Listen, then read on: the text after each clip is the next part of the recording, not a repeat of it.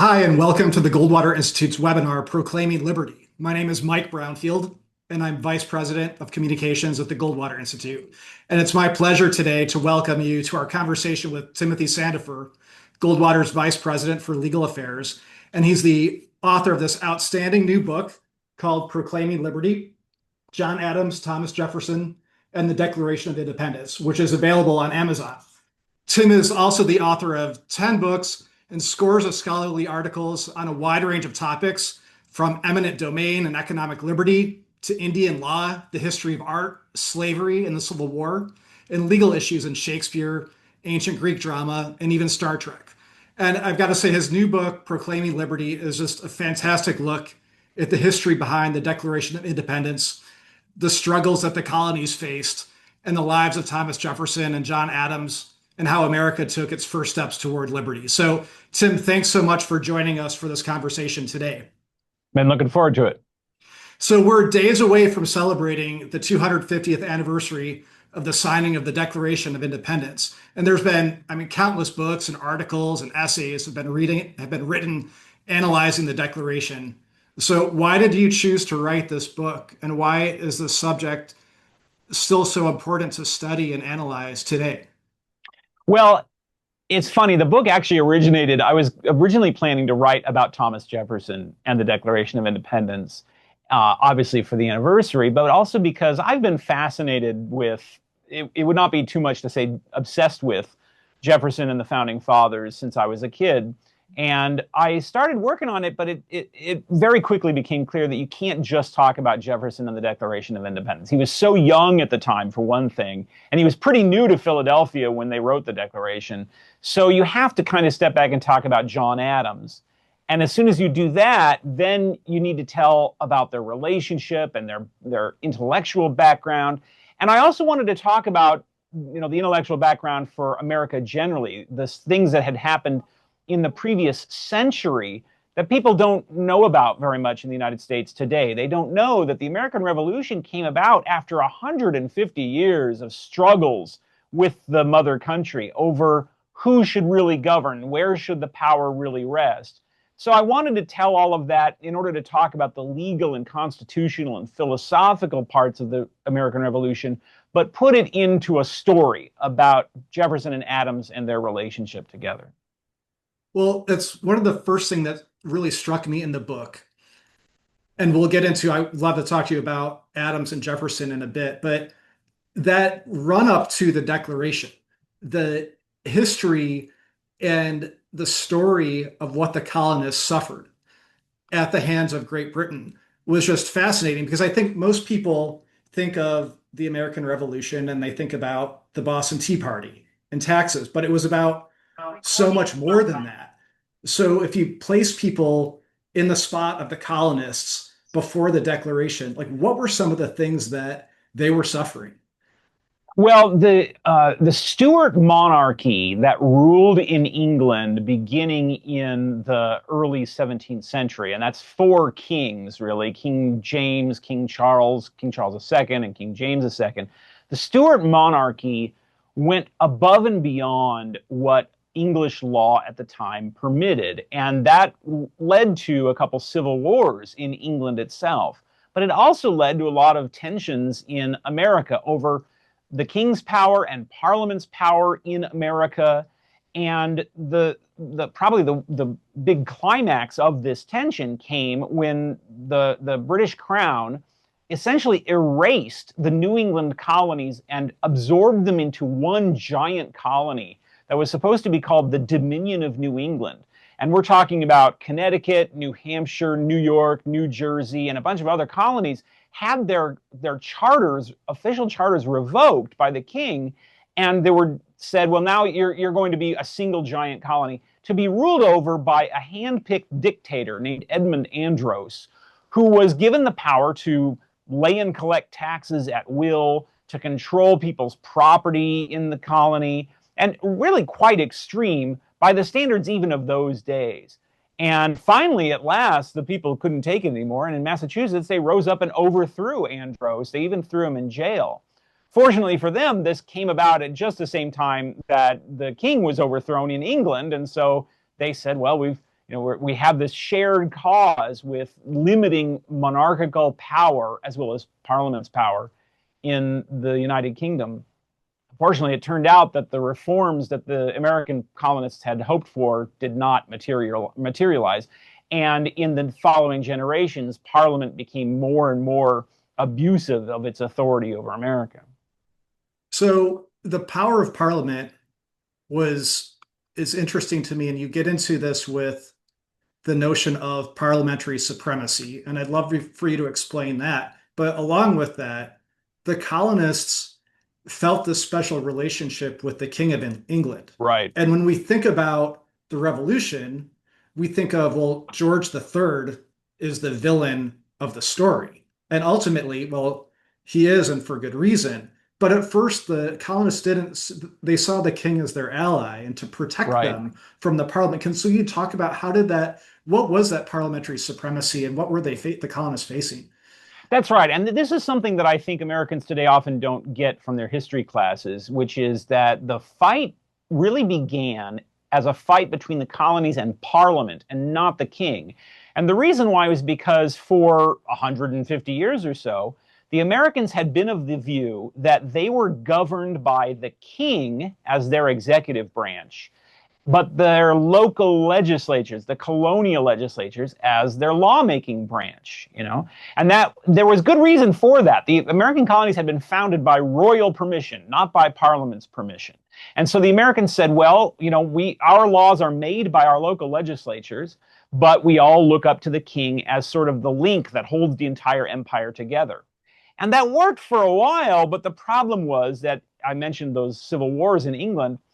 After the end of the Glorious Revolution in the 1680s, the theory developed in England that Parliament had supreme and unlimited power over the entire empire.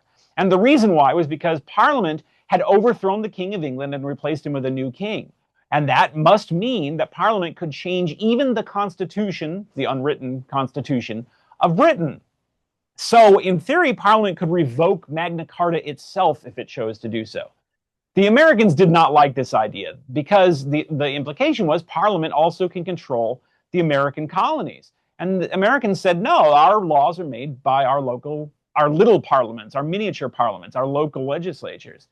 And that tension continued for quite a long time until it exploded in the 1760s. And that's when Parliament started trying to directly tax the Americans and directly legislate for the Americans. And the Americans said it's not their role to do that. We owe obedience to the king, but not to Parliament. And after a dozen years of back and forth, the Americans finally had to put a stop to that. And you mentioned the burdens that were put on the Americans. Consider some of the things that Parliament did to the American colonies. There was the Hat Act, which was a law that said that if you shot a fox on your farm and you wanted to make the fur into a hat, that was illegal. You were required to send the pelt to England to be made into a hat and shipped back. You could not, the Iron Act was a law that said you could not make products out of iron in the American colonies. You had to ship the iron to England to be made into horseshoes or nails or whatever, and then shipped back to America. I mean, these kinds of what we call mercantilist laws were doubling or tripling the cost of living in the American colonies. And at the same time, Parliament would not allow the Americans to coin their own money. So that's why you often read about the colonists trading and engaging in barter or using tobacco as a currency in Virginia. It's because the Americans didn't have any cash. So the way that Parliament looked at things was that the colonies existed to enrich the mother country. And the Americans said, no, our colonial governments exist to protect our rights and improve our lives, not to do business to enrich people 3,000 miles away. And apart from the mercantilist policies, and the White Pines Act was another crazy one, right? Folks couldn't, you had to get permission to cut down a pine tree to build. And if you're you were not going to get that permission. So what happened was the White Pines Act, and there were several of them, basically confiscated the white pine trees in the American colonies for the benefit of the Royal Navy, because these trees are very straight and tall, and they make good masts for sailing ships. So the Navy wanted to keep them all for themselves. So you had to get government permission to cut down a tree, a white pine tree. And you were not going to get that permission. And if you cut down a tree without government permission, you face the potential of forfeiture, a trial without a jury, and the forfeiture of your assets. And this is a real problem since white pines are the most common tree in northwestern North America. I mean, northeastern North America. So these kinds of burdens were, as I said, they were the idea that the American colonists existed to enrich Great Britain instead of their own people. And they're on top of these mercantilist policies, then you get into the closing of the courts, the revoking of the trial by jury, effectively banning of trade, impressment, which was fascinating to me to read about that. And this all kind of like culminates in this one story. And by the way, your book is just the narratives you write are really beautiful. And one of the stories that's fascinating to me is, we have Boston, which is ground zero for the revolution. And that really comes across in your writing. And there's one incident that you discuss, and that involves John Hancock and his ship and these swarms of officers. And then John Adams steps into his role as a defender of liberty. And I'd love it if you could talk a bit about what happened there and what was going on in Boston. Defender of liberty, literally in this case, because the ship involved was called the Liberty. What happened was John Hancock was a very wealthy merchant living in Massachusetts, and he didn't care much for the British policies that were imposing these tariffs on the Americans and restricting their trade and so forth. And it was widely believed that he was engaged in smuggling. Smuggling at that time in America was not really considered a bad thing. It was technically illegal, but so many people did it, and so many people got away with it because it was practically impossible to enforce the customs laws. If somebody wanted to sneak in through the thousands and thousands of square miles of wilderness in North America, there's no way some British revenue cutter is going to catch you, Anyway, so John Hancock was widely suspected of engaging in this trade, and at the same time, he was very outspoken in his opposition to the customs officers. So, for example, when the customs officials arrived in Boston, the governor of Massachusetts asked Hancock to have the militia company that Hancock participated in present their military honors as a ceremonial welcome. And Hancock absolutely refused to do this. And these sorts of tensions finally exploded when the customs officials decided to try and make an example out of Hancock. So they essentially framed him by sending a customs inspector on board his ship to inspect without a warrant. And Hancock said you are not allowed to look below decks without a warrant, which was his legal right to do. But as a result, the customs officials said, well, then you must be engaged in smuggling, and they brought this lawsuit against him. And Hancock hired John Adams to defend him. And ultimately, Adams was able to raise enough ruckus and enough attention about this case. And in fact, the local workers were so much on Hancock's side that they engaged in several days of rioting in defense of Hancock and against the customs officials who had tried to confiscate Hancock's ship, that eventually the government dropped the charges.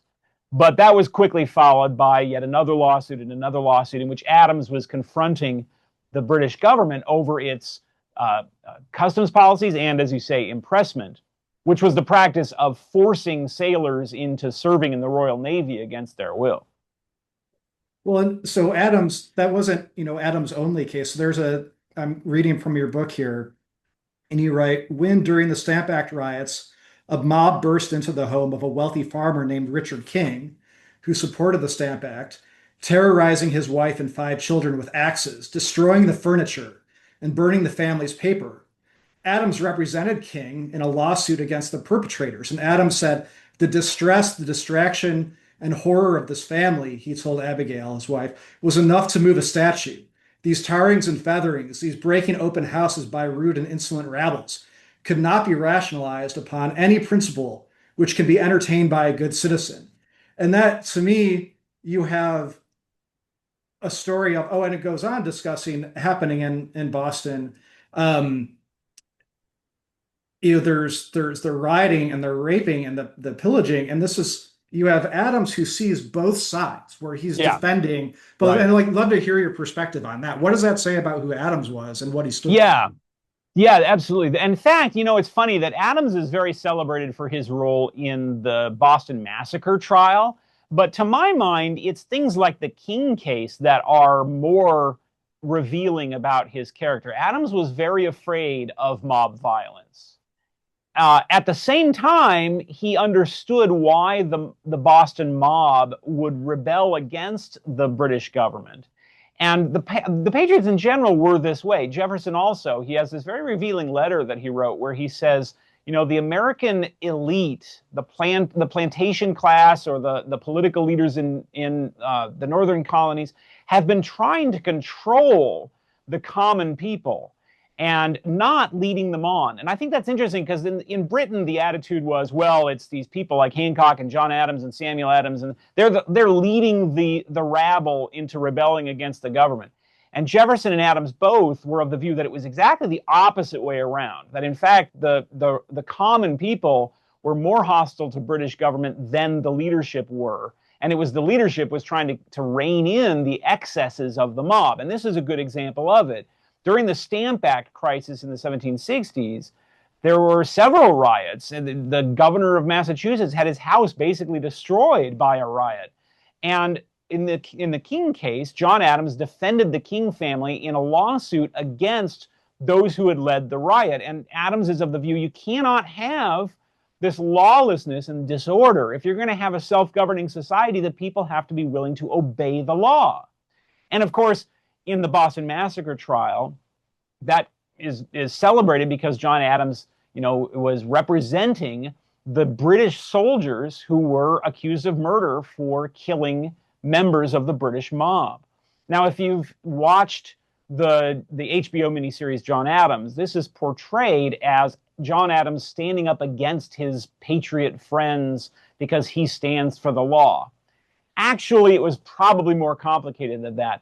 Probably what happened in the Boston Massacre trial was that the Americans wanted the British soldiers to be acquitted because they wanted to demonstrate that they could hold a fair trial in a way that the British government could not complain about. And the best way to do that was to acquit these soldiers and have the most prominent and celebrated lawyer in the colony represent them. So I suspect that Samuel Adams actually had John Adams work for the soldiers. But a case like the King case, that shows that John Adams was very serious when it came to the idea of law and order. That was a real concern for him. And rightly so, right? You can't have a self-governing society if the people are not going to obey their own laws. The whole idea of the American experiment is the idea that the people can give laws to themselves and obey and respect those laws instead of just ignoring them. And of course, every day we ask again whether that experiment's going to succeed.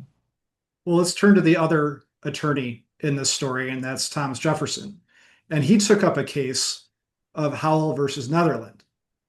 What was that case about? How did that come about? And what does that teach us about who Jefferson was and what he stood for? Yeah, so this was very early in Jefferson's career. Jefferson was substantially younger than John Adams, almost a decade younger than John Adams. And when he started out in his legal career in the 1760s, Adams, of course, Adams is way up in Massachusetts. He's already a pretty well-known guy, but Jefferson is a beginning lawyer. And he's a very idealistic lawyer, and he's a very anti-slavery lawyer. It's really a shame that in today's world, you often hear people claim that Jefferson was somehow not anti-slavery and all these sorts of things. And those are just false. Jefferson detested slavery even at an early day. He probably got this in part from his law teacher, George Wythe, who was a co-signer of the Declaration of Independence in the 1770s. But the Howell case, what happened there was Jefferson represented in about a half dozen lawsuits of this sort, called freedom cases, represented a man who was claimed to be a slave and was arguing that he was not, in fact, a slave. And it's a bit of a complicated story. Howell was one quarter black, if I remember right. His parents and his grandparents had both been mixed race couples. And so the question was whether under the laws of Virginia at the time, Howell was himself a slave who could be bought and sold. And Jefferson argued that he was not. And part of the argument that Jefferson made in the Virginia court was that all people are born free, and that the legislature of Virginia had not enslaved him by passing a law to that effect, and that if one could be found wicked enough in the future, that's the line that Jefferson uttered, that that maybe they could do so someday if a legislature could be found that was wicked enough. And at that point, according to the story, the judge banged the gavel and ruled against Jefferson without even hearing the opposing counsel's argument, because Jefferson's argument was simply too radically anti-slavery to be tolerated in the Virginia of his day. And as I said, Jefferson did about half dozen of these lawsuits. We don't have a lot of records about them because, unfortunately, Jefferson's house burned down around that time, and so we lost a lot of his papers. But we have been able to reconstruct some of these cases and find out that Jefferson was a lot more radically anti-slavery than we tend to credit him for today. And we'll come back to that a bit when we get into the writing of the Declaration and Jefferson's draft.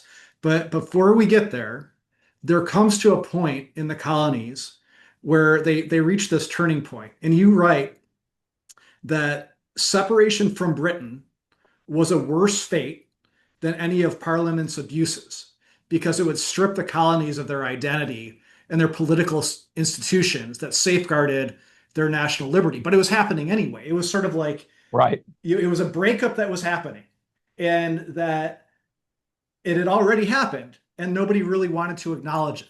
So what tipped them over the edge? What were the final things that really pushed the colonies over?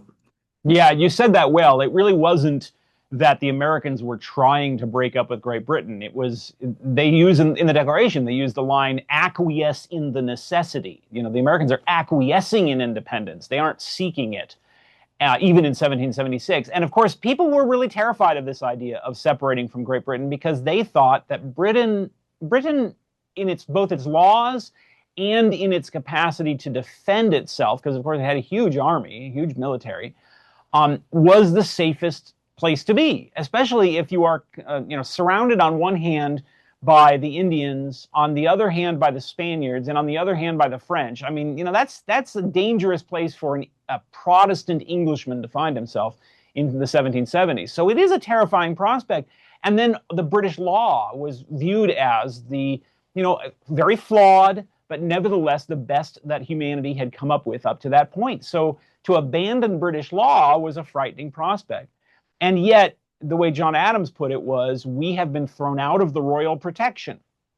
And this was a point on which Adams was very insistent. And it was a phrase that Parliament itself used in 1775 when it passed the Prohibitory Act, which tried to shut down American trade with any other place in the world. It said that the British Navy would intercept American merchant ships and treat them as if they were not possessed of the protection of the British crown. So if you're thrown out of the king's protection, then you don't owe him allegiance anymore. So independence was, in a sense, being thrust upon the Americans in 1776. Now, at the same time, two things really had happened that led the Americans to finally have enough.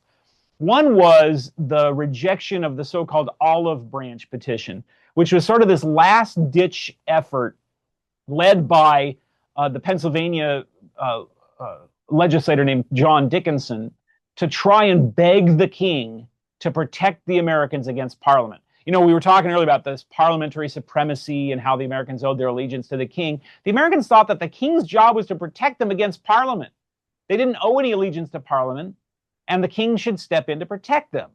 And his refusal to do that, even as late as 1775, even after blood had already been spilled at Lexington and Concord, even after Boston was occupied by a military dictator, and the king refuses even to read the Olive Branch Petition, that was really, I think, the straw that broke the camel's back. I mean, and if you think about it, it was bad politics. If George III had even pretended to read the Olive Branch Petition, it probably would have destroyed the Second Continental Congress and certainly would have delayed American independence.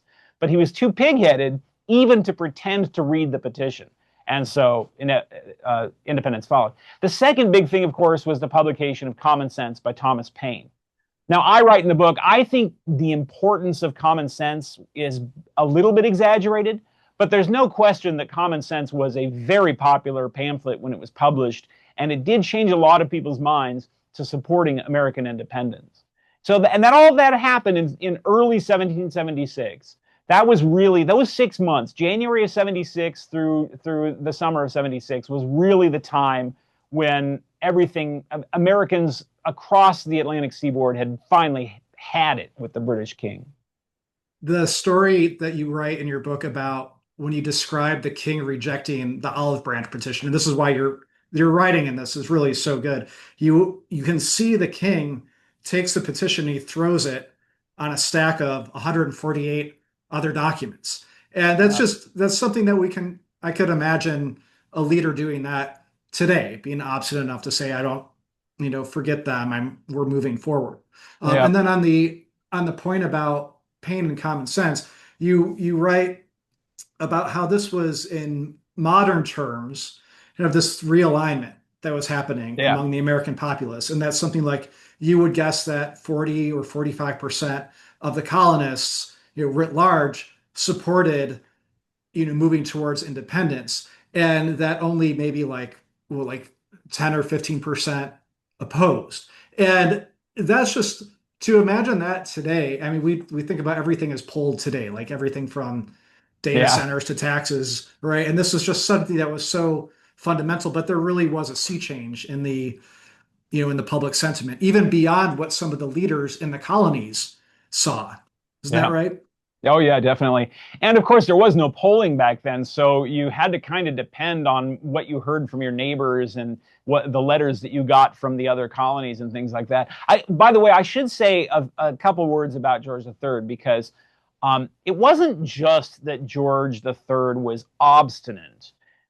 He was, in fact, one historian has called him the leading force for military action in America. He was not just passively sitting by and allowing the ministry to do what it wanted, but also, a biography of George III came out a couple of years ago that tries to defend him and say, well, the king was just doing what the British Constitution required. And the British Constitution requires parliamentary supremacy, and the king was trying to defend that. Well, the problem with that, of course, is that the Americans were arguing that parliamentary supremacy was not, in fact, the Constitution of Great Britain. And I think they were right about that. Nevertheless, to say, well, the king was just trying to defend the Constitution without talking about whether the Americans or the British were right about the Constitution seems a little odd. And George III definitely was a conscientious reader of British law. He read William Blackstone's commentaries when they were first published. And he was very convinced of the idea of parliamentary supremacy. So he was trying to vindicate what he thought was the Constitution of Great Britain. The problem being that he was just wrong about what the Constitution of Great Britain was. Well, let's turn to our hero, Thomas Jefferson. And you write in your book a great deal about his upbringing and his education. So who influenced his thinking? Jefferson was influenced by a lot of factors in his growing up. He was very interested in Roman history, especially the writings of the Roman historian Tacitus was certainly his favorite writer and probably his chief influence there. But also by the great classical liberal thinkers, John Locke and Algernon Sidney. Sidney is not very well remembered today by most Americans, but he was a contemporary of John Locke, and he's something of a hero. He was actually beheaded during the conspiracies that led up to the glorious revolution of the 1680s. He's actually a martyr for liberty in his attempts to attack the British monarchy of the time. And he wrote a book called Discourses on Government, which he did not finish before he was executed. And Discourse is actually a lot of fun to read. If you've ever tried to read John Locke, his writing is very clear. His philosophy is, I think, very persuasive, but it's philosophy. Whereas Algernon Sidney's Discourses, he's very polemical. He writes kind of like the way an op-ed writer would write today, and sometimes very, very amusing writing. So those were really Jefferson's chief influences, along with Montesquieu. Now, Montesquieu was the French intellectual who was probably the most important influence on the American colonists at the time. If you try to count up who they quote in their writings, Montesquieu actually comes out at the top. Montesquieu was very important for a number of reasons. One was he was kind of the godfather of the idea of separation of powers that we celebrate in our constitutions today, but also because he was largely responsible for vindicating the idea of capitalism at a time when that was a new idea. So Montesquieu writes in his books, he says, for many years we've persecuted the Jews for lending money at interest, which was considered sinful at the time. And he says, and this has led to poverty and crime and all sorts of misery, and as well as religious discrimination against the Jews. What we ought to do is stop all of that and drop our discrimination against the Jews and engage in lending and borrowing and in economic development. And of course, he was right about that. And Montesquieu, along with Adam Smith, I think really should be regarded as godfathers of capitalism as we know it today. So in Jefferson, when he's writing the Declaration, he's drawing from these ideas. And I think people think, well, he's the author of America, but he wasn't reinventing the wheel. He was kind of compiling, ideas from elsewhere. So why was this his assignment? Why did this fall to him? Yeah, in fact, if he had reinvented the wheel, he would have done a bad job, because his job was to say what everybody already believed, because the Declaration is supposed to unite people, to bring them together, not spark a debate. And so if he had reinvented the wheel and written some kind of treatise that tried to prove something nobody else had already thought of, then he would have failed. And I emphasize this point because there are a number of people who have accused Jefferson of copying the Declaration, because he does use wording that's drawn from John Locke and other thinkers. In fact, the law professor Akil Amar even uses the word plagiarism to describe Jefferson's Declaration. And that's very silly for a couple of reasons. One is, in the law, there is no concept of plagiarism in law, because in law, lawyers use ritualistic formulae to accomplish their purposes. That's why when you read legal documents, they sound so weird and sometimes kind of old-fashioned. It's because we lawyers repeat phrases over and over again because those particular phrases have particular specialized meanings. If we come up with new phrases, you're probably being a bad lawyer. So, of course, Jefferson's not trying to come up with saying anything new. By the way, of course, even John Locke had not invented these ideas. You can find some of these ideas in the writings of people like John Milton, a generation before John Locke. So the idea that the Declaration is copied or plagiarized is really rather silly. Jefferson's role here was to sort of absorb and say in as few words as possible what the Americans had been arguing about for the decade or so before the American Revolution. And so part of my book, what I wanted to do was show the sources that he's drawing from, go through each of the accusations in the Declaration and say which each one is specifically referring to, but also show how Jefferson is borrowing language from things like the Boston pamphlet of 1772 that a lot of Americans today have forgotten about. I really enjoyed that part of your book where, again, everybody should pick up a copy of this. You're going really sentence by sentence, phrase by phrase of the Declaration to explain it. And one of those phrases, there's a bit of a twist in what Jefferson writes.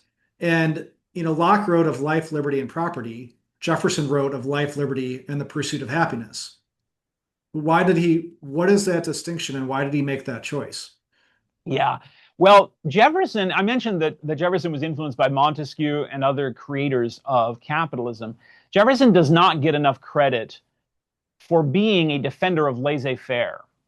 Jefferson, nowadays people tend to think that that Thomas Jefferson was not really a big fan of free markets and economic liberty because he was an agrarian guy. He believed that people should live on farms, and he didn't like factories, and he didn't like big cities.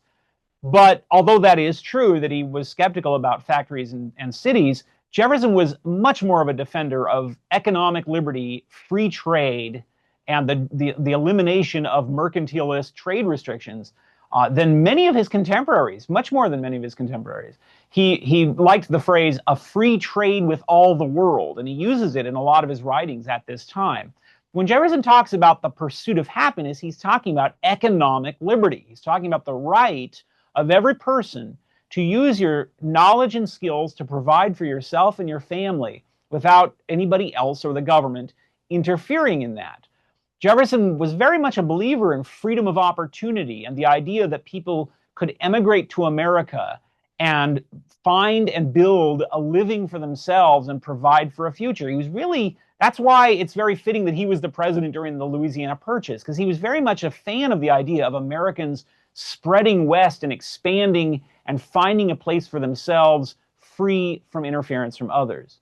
Whereas other people, like his arch nemesis Hamilton, Hamilton was by no means a defender of free market capitalism. Hamilton was a mercantilist, and he believed that Americans should be tied together by financial systems that would impose debt on them so that they could be taxed to keep them united, and that the government should be investing tax money in those enterprises that the government thought are worthy. What we would today call crony capitalism is something that Hamilton favored and Jefferson was opposed to. So when Jefferson says pursuit of happiness, he's talking about economic freedom first and foremost. Well, and you educate readers in the book about how, the colonists weren't opposed to taxation.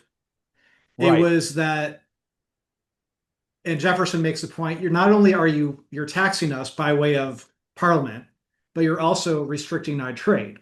And you're effectively shutting down any economic opportunity. What they wanted was for their own legislators to, like, we can impose our taxes ourselves and pay them to the crown. But then you're also telling us we can't trade. How can you profit if you can't trade? And this is really just a lockdown of the economy across the board.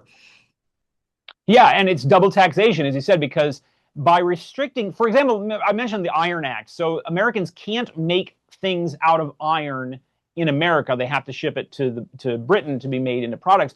And then when those are shipped back for sale, you've doubled or tripled the price, right?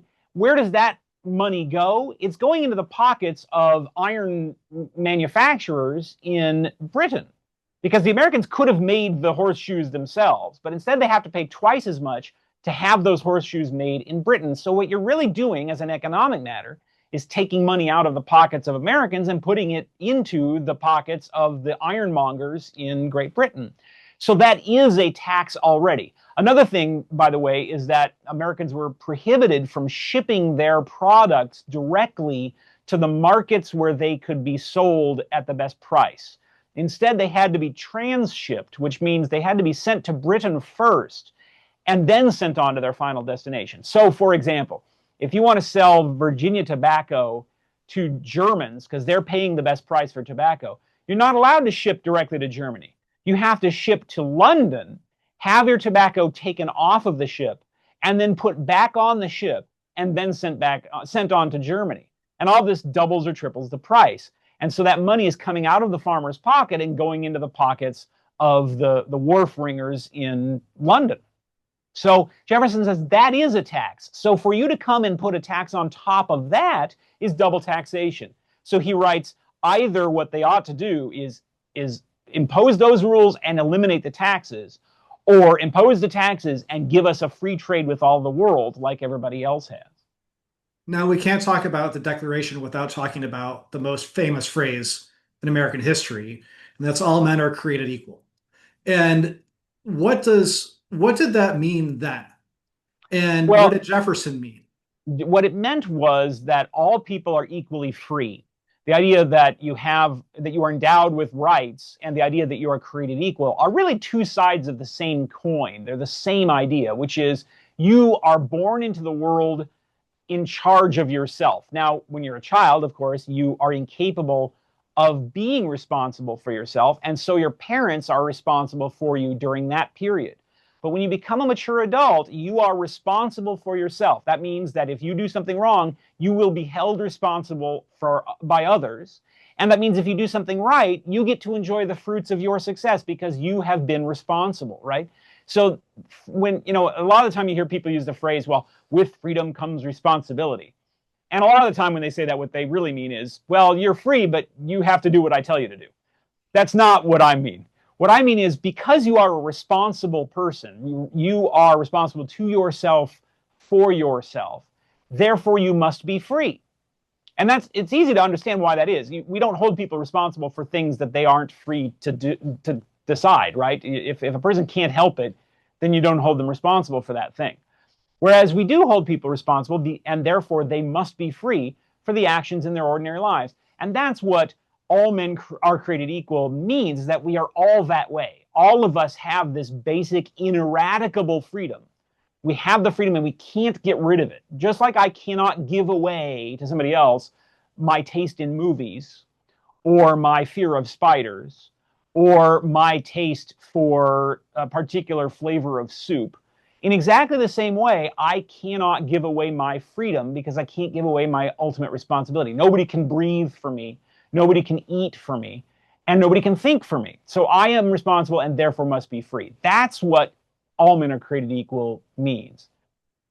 Now, Jefferson, who owned slaves and who did not free his slaves upon his death, he included a paragraph in the Declaration. It was like the longest paragraph in the Declaration in his draft, addressing slavery and really teeing up our future country for eradicating it. What was that paragraph about? What happened to it? So Jefferson wrote this very impassioned paragraph denouncing the king for obstructing American efforts to eliminate the slave trade. And in this lengthy paragraph, he denounces the king for slavery itself. He says that the Christian king of Great Britain is engaged in the slave trade that even barbarians find disgusting. And it's quite emphatic. He's underlining words. He's writing words in all caps in some places, which is always what people do when they're very, very angry. So Jefferson, my theory is that Jefferson saw an opportunity at the creation of the country to embed into the nation's founding document a denunciation of slavery in hopes that future generations would come to see slavery as un-American. And the reason why is because he was doing the same thing with a number of other things. For example, the established church. He was an enemy of the idea that government should have an official religion. And so he hoped that Americans would come to see the idea of an official religion as an un-American idea, as something that was really an English idea that we had been kind of forced to adopt. And I think he tried the same with slavery. I think he was hoping that Americans could come to see slavery as something that really wasn't theirs, that had been foisted upon them over the generations, and that they were purifying themselves by eliminating. Now, a lot of historians today regard that as silly, and they think it's duplicitous and dishonest. But if you think about it, what is a statesman's job when creating a new country? Part of the job of a statesman is to evoke in the people a belief in principles so that it will call the people to be the best that they can be. And sometimes that's done through rhetorical means. And yeah, a historian might quibble about whether it represents the objective fact of the matter, but that's not what the author is doing. And a good example of this would be Abraham Lincoln, right? When Lincoln speaks in his famous inaugural address of the mystic chords of memory and the better angels of our nature, what he's trying to do is evoke the spirit of what he thinks is true Americanism. Right? And we have subsequently come to see that as true Americanism. And that's why we honor Lincoln. And Jefferson's doing the same thing in this paragraph. Now, unfortunately, it all got taken out at the insistence of Georgia and South Carolina delegates who did not want to see a denunciation of slavery in the Declaration. And Jefferson was very upset about this. In fact, he went back to his apartment and wrote out copies of his original version and sent them to a bunch of friends with letters that said, "Don't you think my version was better?" And he did the same thing in his autobiography 50 years later. Did you do that when your book was copy edited? Maybe I will. Okay. So, today many of us on the right see the Declaration of Independence as something to be held inviolate. Yet you write that in 1823, Jefferson feared that it would be, quote, buried in utter oblivion. Why was he so afraid? And if you had to go back to 1823, well, how are people seeing it then? Well, what happened was there was this reactionary movement that began in Europe and spread to America in response to the French Revolution. So the American Revolution comes to an end in 1783, and in 1789, the French Revolution breaks out. And the French Revolution at first is successful, and then it degenerates into the Reign of Terror and ultimately into the Wars of Napoleon, who becomes the dictator of France.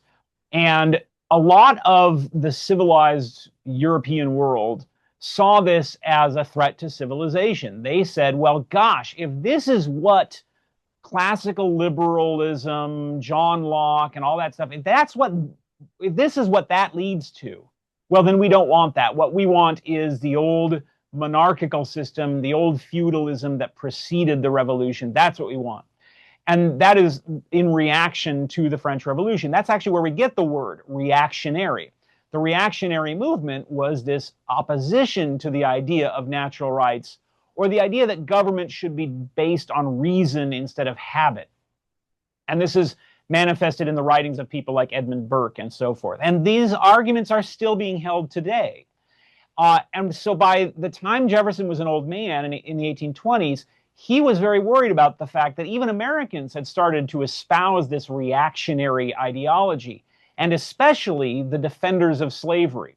The defenders of slavery were saying, well, no, you know, all that stuff, all that philosophy, all that rational John Locke reason philosophy about equality and rights, no, that's nonsense. It turns out that government is really about habit and tradition and hierarchy, and that, of course, is manifested in slavery. Therefore, slavery is a good thing.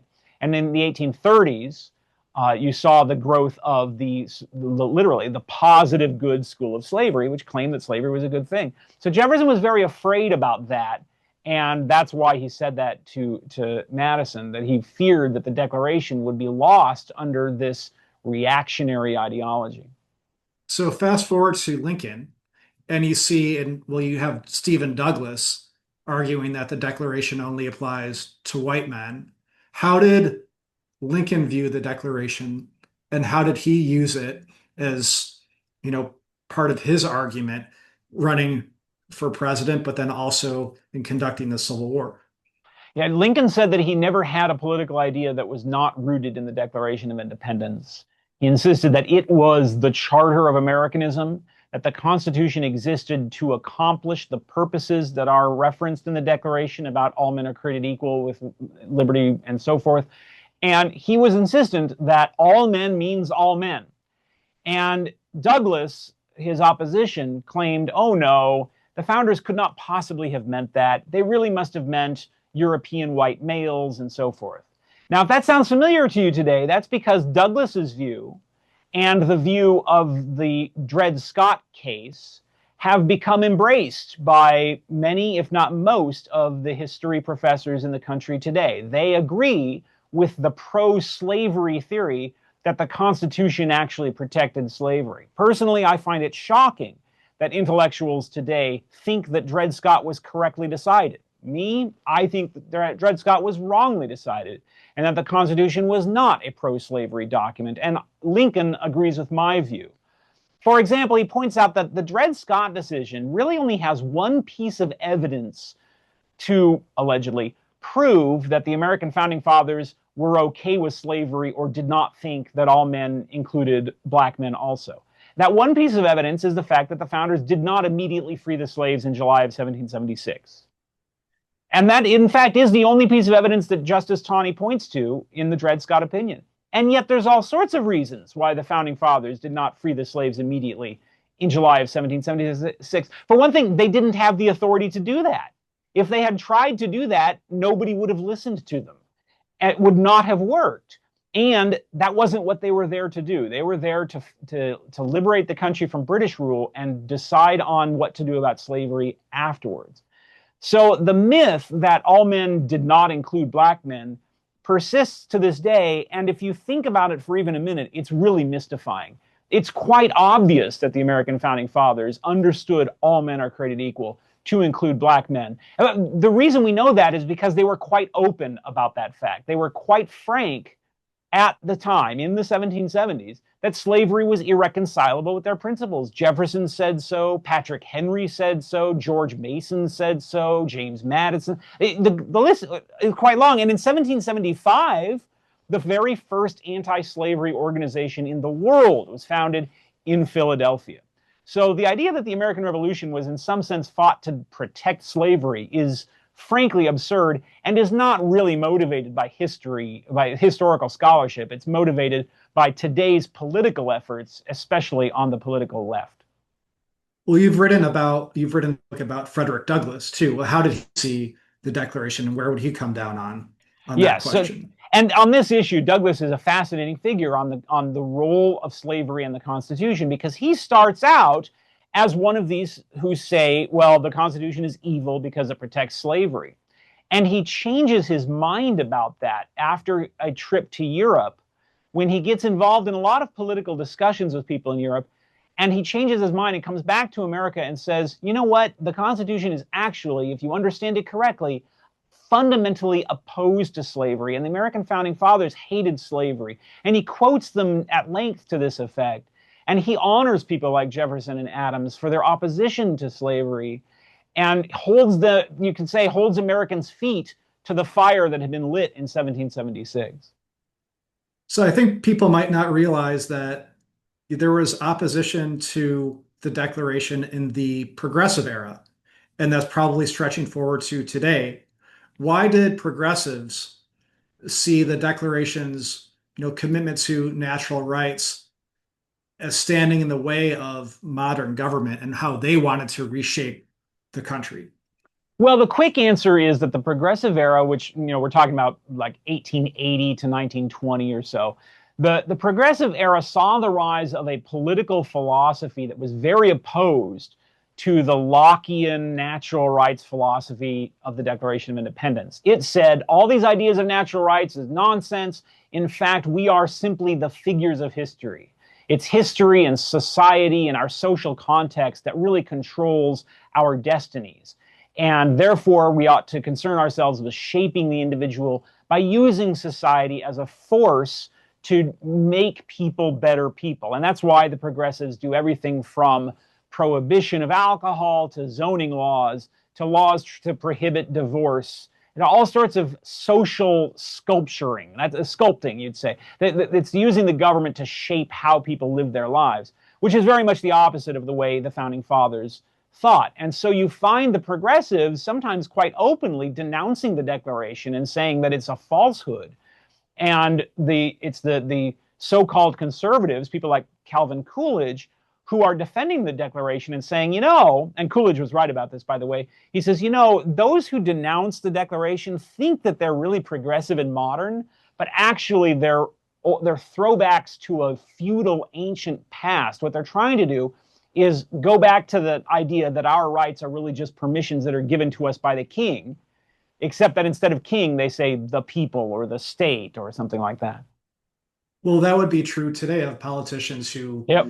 just want to confiscate anyone's property because they can. Or, I saw at a legislative effort where I live here in Michigan, where they want to, the legislature wants to ban employees or ban employers from requiring employees to look at their phones after 5 p.m. Well, that impedes on my right to work how I want, and Yes. that an employer's right to set conditions for employment that they need, and that goes directly to life, liberty, and the pursuit of happiness.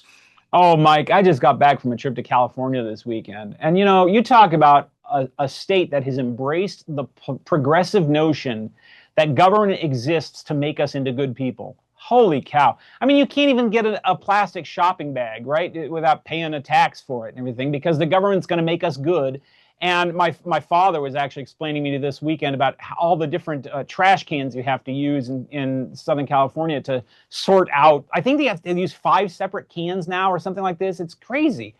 And the American founders did not think that government existed to shape us into ideal individuals. And, we associate that idea with the left today, but we have to be frank, and the right often does this also.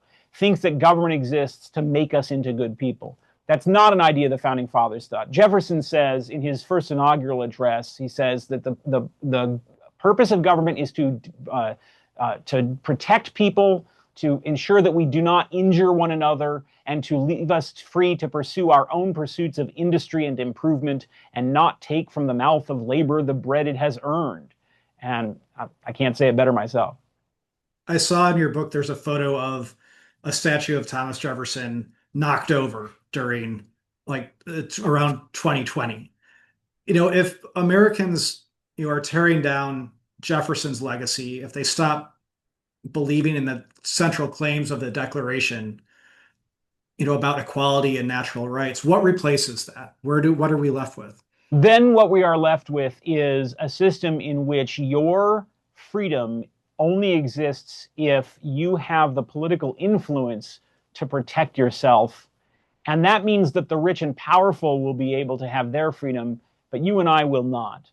And the whole idea of the American experiment, and this combines Jefferson and John Adams, right? We said earlier that John Adams was a strong believer in the rule of law, and Jefferson is a strong believer in liberty. And when you combine those, what you have is the idea that the American experiment exists to protect our liberty by law so that you don't have to depend on political favoritism. Those are the two alternatives. There are no other alternatives. Either you have a society where your freedom is defended by a legal system that does not depend on who you are or who your friends are, or you have a society in which your ability to live your life depends on how much political influence you have down at the Capitol building.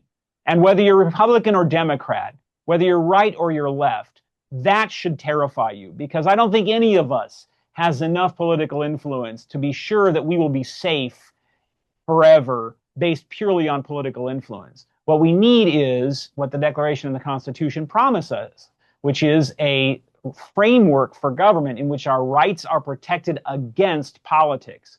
That's why we have a Constitution, is to protect us from politics.